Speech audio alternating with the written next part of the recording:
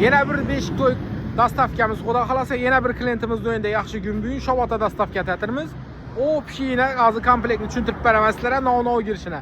Videoni davomida qarab borsangiz lazım narxi necha so'm bo'lganini ham aytaman birma-bir tushuntirib. Bu komplektimiz xudo xolasa Shovot tumanida bo'ladi. O pishi hamma narsani zo'rat tuzib oldilar. Toshkent beshik oldilar. Toshkent beshik teni ko'rpachalari usti lyuks, ichi 2 qator bo'ladi.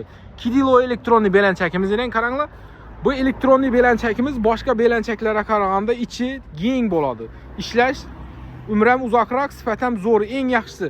Elektronli belanchaklarimizda arzon variantlar ham bor, bu yaxshisidan tanlaganlar.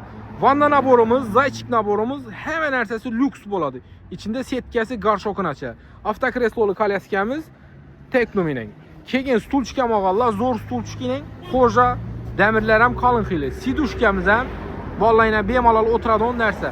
Xadinokimizdan ham yaxshisidan qollar. Opshi bu komplektning ichining MDF shkafam olganlar.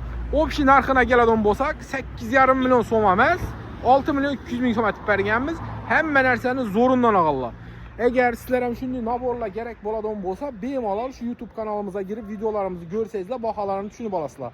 Baholarni aniqlashtirish uchun shu ekrandagi nomerlarga telefon etib, manzilimizni, nodir kerak bo'lsa, o'zlaringizni so'rab olishlaringiz mumkin. Ko'p odam manzilimizni bilmaydi nerdaligini. Manzilimizga kelsak, manzilimiz bunday Urganch shahar gipermarket yonidan kelsangizlar, 8 blokni 1-blok 2-etajina. Shunday oldindan kelib chiqasizlar 2-etajga. Agar mabodo shundan tushunmasangizlar, ekrandagi nomerlarga telefon etinglar bemalol, tushuntiramiz. Komplektimiz shunday komplektining. Opshi narxi 6 million 200 ming so'm bo'ldi.